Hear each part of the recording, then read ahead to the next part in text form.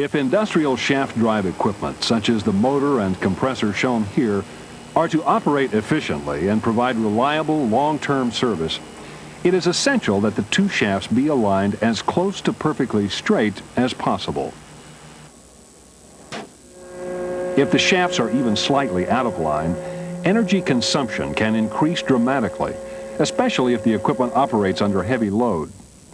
If the degree of misalignment is more severe, however, destructive forces may be placed on the bearings, seals, and shafts of both the drive unit and the driven unit, and on the coupling which links them.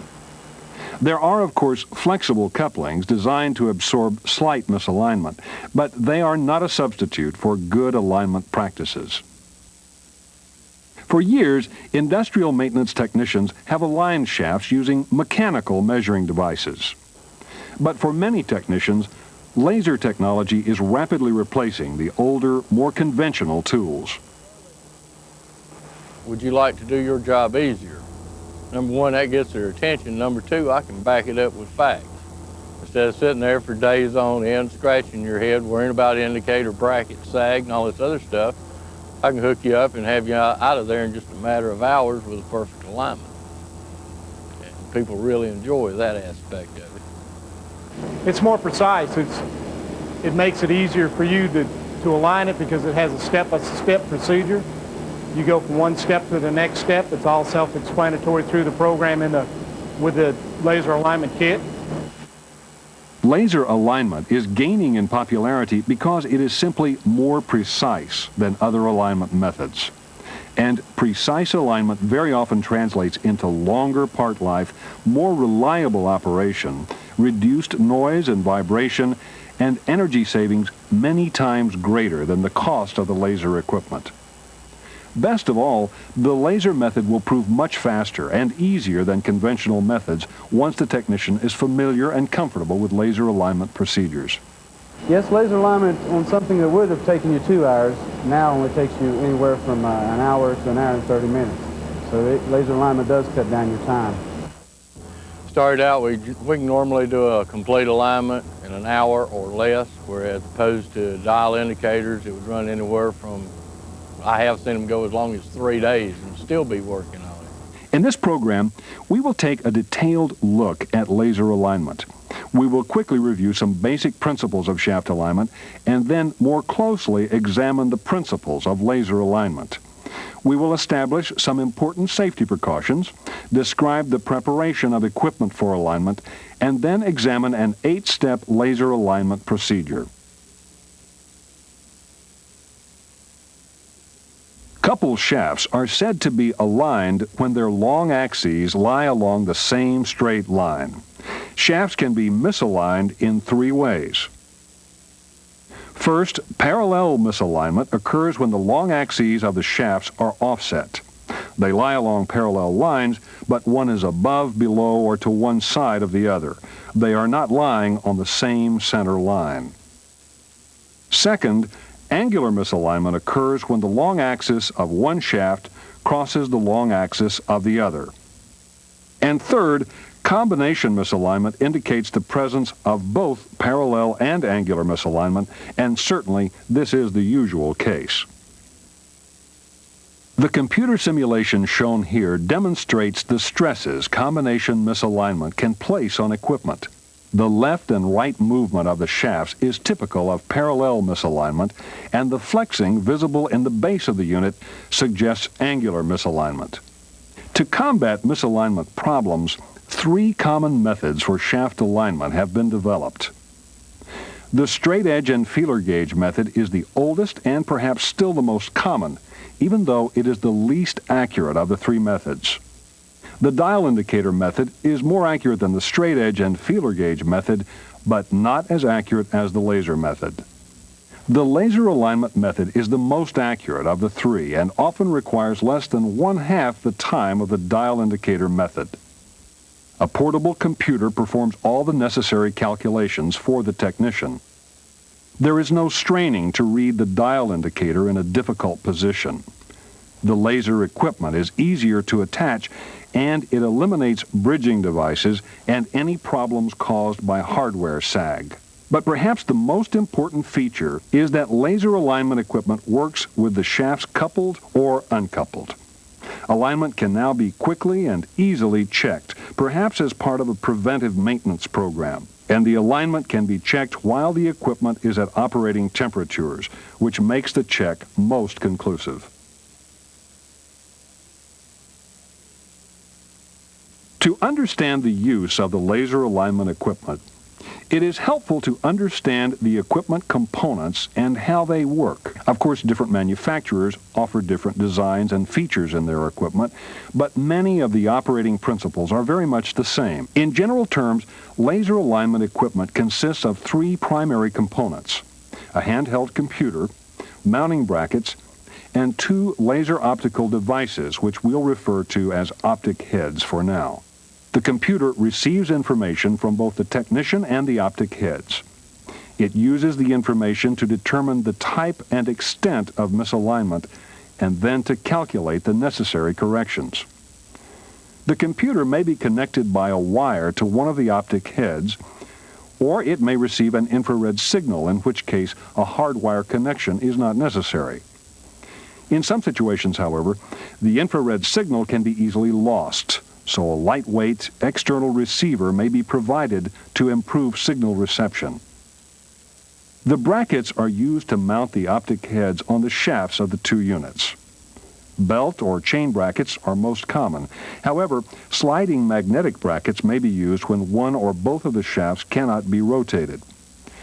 When using sliding magnetic brackets, the accuracy of the alignment will be dependent upon the surface finish of the shaft or coupling to which the magnet is attached. There are a variety of other brackets available to accommodate large couplings, tight situations, and other problem applications. Now, let's look at the optic heads. Although different brands of laser alignment equipment are quite similar, there may be one or two lasers in use. If one laser is used, the optic head which contains the laser is referred to as an emitter receiver, or perhaps a transducer. This device is mounted on the driven or stationary unit. It emits a beam of laser light which strikes the optic head mounted on the driver unit, often referred to as a reflector or prism reflector. The light is reflected back to a detector housed in the emitter receiver.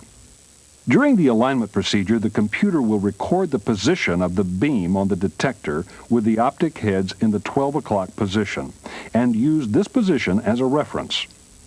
The computer will then compare the original position of the beam to the position of the beam when the heads are in the 3 o'clock, 6 o'clock, and 9 o'clock positions. Tiny changes in the position of the beam are used by the computer to calculate misalignment values and the necessary corrections. If two lasers are used, both optic heads will contain an emitter and a detector. A prism reflector is not included. Before moving on, we will quickly introduce some secondary components you may encounter. For example, some laser alignment equipment employs an invisible laser. There may be included with the equipment an electronic wand known as a beam finder. On this particular finder, lights change from red to green to indicate the beam is centered between them. The beam finder can prove helpful when first installing and adjusting the optic heads. You will precisely adjust the position of the beam on the detector during the alignment procedure, but you have to get it there first. Another device you may encounter is known as an inclinometer.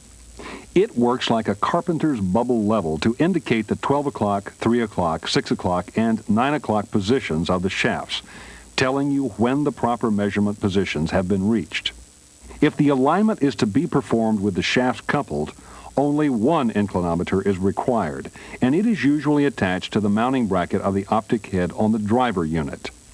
If the shafts are to be uncoupled, a second inclinometer is attached to the bracket on the driven unit.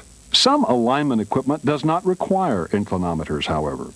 Instead, the computer automatically senses the orientation of the optic heads and displays their positions. As with any job, Safety is the most important part of laser shaft alignment. Most important, never work on shafts or couplings without first locking out all related equipment. There are also some specific safety precautions to be observed when working with laser equipment. The word laser means light amplification by stimulated emission of radiation. And laser light has several properties which make it different from normal light. Light such as that from the sun, although powerful, spreads out as it travels. Laser light, on the other hand, travels in a parallel beam and spreads out very little. In addition, sunlight is a combination of many different colors of light, each with a different wavelength. Laser light, on the other hand, has all wavelengths filtered out except for one. The light beam emitted is a very powerful form of light known as coherent light. The precautions to be taken depend upon the class of the laser being used. There are 4 classes of lasers, which are designated simply Class 1, Class 2, Class 3, and Class 4. Only Class 1 and Class 2 lasers are used for shaft alignment. Class 1 lasers produce no known hazard to humans. They emit a low-power beam, which may be either visible or invisible. Class 1 lasers have been the traditional choice for alignment equipment, but some newer models are now using Class 2 lasers. Class 2 lasers produce a visible light, but in well-lighted and relatively dust-free environments, the beam may be difficult to see, as is the case here.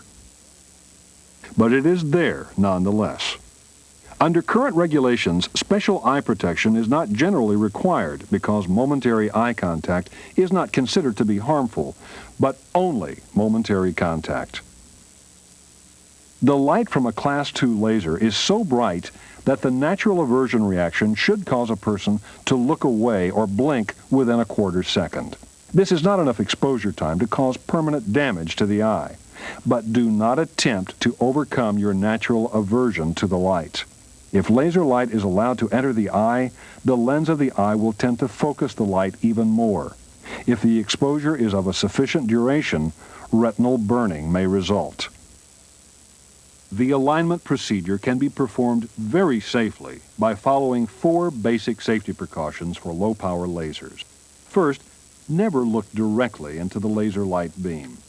When working with laser equipment, you should position your body so that you are not looking into or sighting down the length of the beam.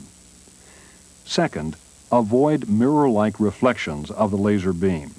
The beam can be reflected by any polished surface, and the reflected beam should be considered just as hazardous as the original. Third, limit the path of the laser beam. When rotating shafts with the laser equipment turned on, always rotate both optic heads at the same time so that the beam cannot escape. And do not operate the laser with only one optic head in place. A stray laser beam is a potential hazard. And fourth, read the manufacturer's literature. You should always be familiar with equipment-specific instructions and precautions provided by the laser manufacturer. The first step in preparing equipment for laser alignment is to check the bases of the units. Make sure you start with a solid foundation and that both units sit perfectly flat. Next, secure the driven unit, in this case, a compressor on an industrial chiller. You will probably have little choice in the placement of the driven unit, so it is leveled and bolted down first. The driver unit is adjusted to it. All 4 feet of the driven unit must rest firmly on the base plate. First, try rocking the unit, and then try to run a single thin blade of a feeler gauge under each foot. If there is any movement or any clearance, add shims until the driven unit is solid. Pre-cut stainless shims should be used if they are available. Do not attempt to stabilize the unit simply by tightening down the bolts. If the bolts are loosened, the unit will shift positions immediately. This condition is known as soft foot, and it makes accurate alignment impossible. Always check for soft foot in existing installations. The check may be performed manually with a dial indicator, or with some advanced systems, the computer will direct you to loosen each bolt one at a time so that it can check for soft foot. The shaft of the driven unit is normally set slightly higher than the shaft of the driver. During the alignment procedure, the driver is shimmed up to the height of the driven unit. If there is not sufficient height difference between the driven unit and the driver unit, the adjustments necessary to bring the units into alignment may not be possible. Before beginning the alignment procedure, check the shafts to see if they are running true. This check can also be performed with a dial indicator. If either shaft is out of specification, it must be replaced. Finally, the coupling should be checked for slack or backlash. If slack exists in the coupling, measurements may not be correct. If the slack cannot be removed, 2 inclinometers or the electronic equivalent must be used to ensure accurate alignment. With the equipment properly prepared for alignment, we are ready to begin the 8-step procedure. The procedure we will describe is typical of laser alignment equipment. Equipment, of course, will vary, but the basic steps should remain more or less the same. Let's begin by listing the steps. First, mount the brackets. Second, install the optic heads. Third, enter machine dimensions. Fourth, adjust the optic heads. Fifth, take alignment measurements. Sixth, display the alignment conditions. Seventh, display the corrections required. And eighth, adjust the driver unit. Now we'll look at the steps individually. Step number 1 is to mount the brackets which will support the optic heads. A word of caution, loose brackets will cause false readings. Tighten them securely. The second step is to install the optic heads on the mounting brackets. If only one laser is to be used, position the prism reflector onto the posts of the driver unit mounting bracket and the emitter on the driven unit. Be sure to install the heads with optics facing inward. Slide the heads as far down the post as possible while still providing space for the laser beam to clear the coupling. Connect the cable from the optic head to the computer, if one is provided, and secure the cable to the mounting bracket. The computer and the laser can now be switched on. If the computer does not come on, check the batteries and install new ones if necessary. Most computers will perform a systems check and report errors if any are present. Position the optic heads so that the light beam is striking the appropriate detector. This is when the beam finder may prove useful. Step 3 consists of entering certain measurements when prompted by the computer. These measurements can be obtained with sufficient accuracy using a tape measure. Some computers will ask for all measurements at once, and some will ask for the measurements when needed. Generally speaking, there are 6 measurements which must be considered. They are the distance from the back foot to the front foot of the driven unit, the distance from the front foot of the unit to the optic head mounted on it, the distance between the optic heads, the distance from the second optic head to the front foot of the driver, the distance from the front foot to the back foot of the driver, and last, the diameter of the coupling. Now, not all laser alignment equipment will ask for this exact list of measurements, but the list will be quite similar. Step 4, make final adjustments to the optic heads. Although they all work slightly differently, alignment computers will typically display X and Y coordinates representing the position of the beam on the detector. If the beam is centered, the coordinates will be 0, 0. The X coordinate represents the horizontal position of the beam. A thumb wheel or similar device on the side of the bracket or optic head should be turned until the X coordinate equals 0. The Y coordinate represents the vertical position of the beam. The Y coordinate is adjusted by carefully sliding the prism reflector up or down until the second coordinate also equals 0. We now have the equipment mounted and adjusted, and we are ready for step 5. Take alignment measurements. Measurements are recorded in the computer from 4 shaft positions. They are the 12 o'clock, the 6 o'clock, the 3 o'clock, and the 9 o'clock positions. Very often, 4 readings cannot be obtained because of obstructions. Most computers can use 3 readings and calculate the 4th. The measurements can be entered in any order, but we'll start at 12 o'clock. If you are using inclinometers, you will have to inform the computer that the brackets are at 12 o'clock. When you confirm your entry, the computer will take its initial reading. If you are not using inclinometers, simply command the computer to take the reading. Rotate the shafts 90 degrees and take a second measurement. Continue until at least 3 measurements have been taken. Step 6. Display the alignment conditions at the coupling. During this function, the computer will display the parallel misalignment present and then the angularity if angular misalignment is found. To determine if adjustments need to be made, compare these measurements to acceptable limits specified by the equipment manufacturer or by internal maintenance standards. Step 7. Display the corrections necessary at the driver unit's feet. Based on the parallel and angular offset measurements, the computer calculates and displays the vertical and horizontal corrections necessary at the driver unit's feet.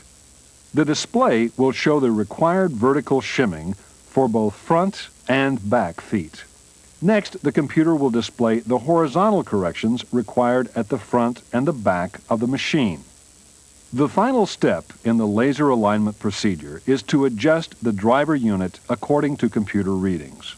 To adjust the vertical alignment, insert the appropriate shims under both the front and back feet of the driver unit and tighten the bolts. The bolts should be snug with the shims compressed, but do not fully tighten them until the alignment procedure is completed. Before horizontal adjustments are made, new laser measurements must be taken because the machine may have shifted during shimming. Once the second measurements are taken, the computer can display the necessary horizontal moves. You are now ready to move the front and back of the machine in the direction shown by the display until the horizontal correction values equal 0. These moves are referred to as horizontal corrections, which has historically meant blows from a hammer. But the machine should be moved by jack bolts or other appropriate mechanical or hydraulic means. Once the machine has been adjusted, all mounting bolts should be properly tightened.